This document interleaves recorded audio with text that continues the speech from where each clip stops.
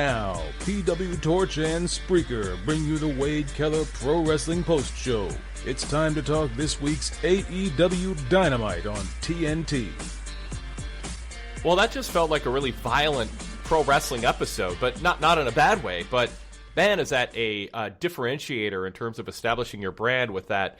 I think Tony Schiavone called it a banger. We shouldn't be so self-conscious using that term, but the banger between Hangman and Moxley at the beginning, and then just brutality with Darby and Joe, and some pretty solid mat wrestling with Bryan Danielson and Timothy Thatcher in the middle.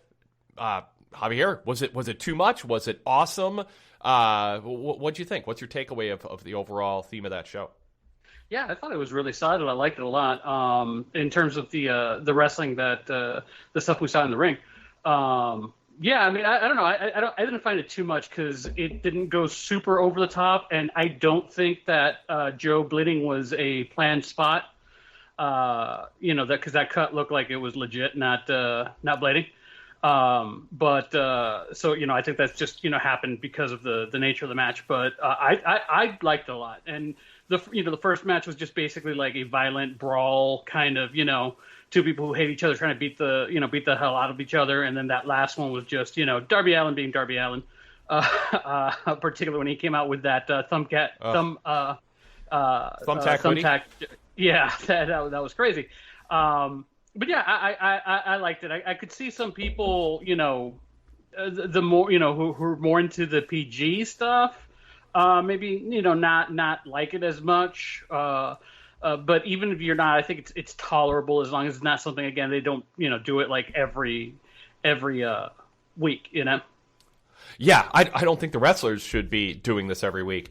If we look at Joe and Darby in particular, we can talk about the content of the match because there were some crazy spots that even the announcers were gasping, including a muscle buster onto the exposed pine wood platform of the ring because Darby unfastened the ring apron and then pulled off the padding that goes between the canvas and the pine, and Joe ended up taking advantage of that with a muscle buster, which was just crazy.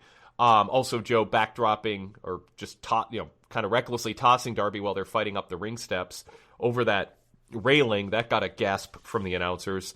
Darby diving through the ropes, crashing through a table. Darby diving through the ropes, knocking the table into Joe. What else stood out to you violence-wise in that match in terms of big spots? And is there some concern about viewers becoming numb to it because there wasn't time to really sell it? You could make that same case for the Brian Cage match earlier too.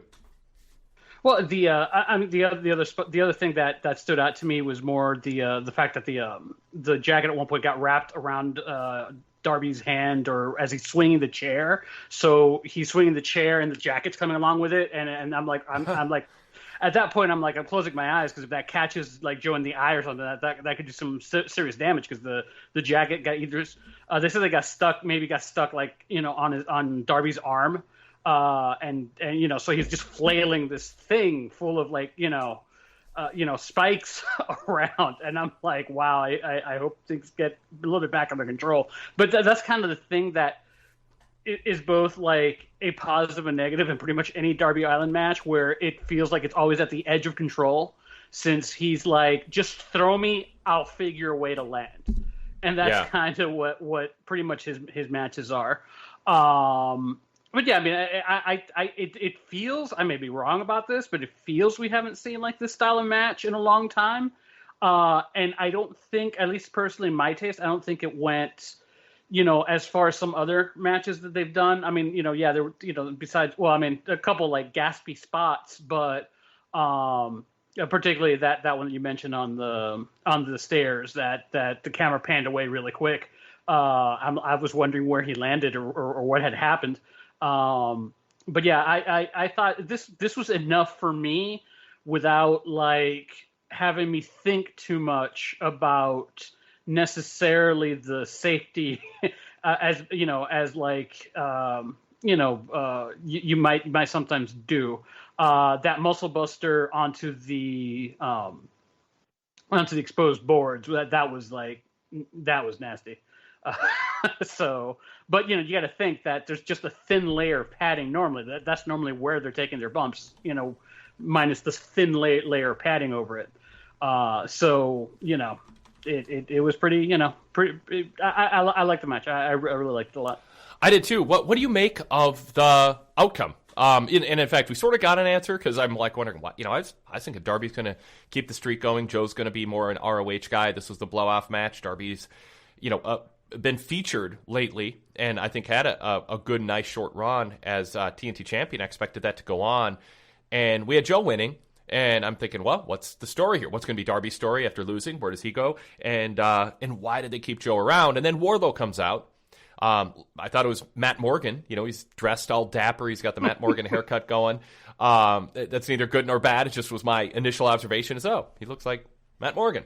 Because he had the man bun ponytail thing cut off by Joe last time we saw him. And so they set up Wardlow against Joe. So my hunch is Joe's not long as champion and Wardlow will win that title, either super soon or within a month or so, and maybe at the pay-per-view.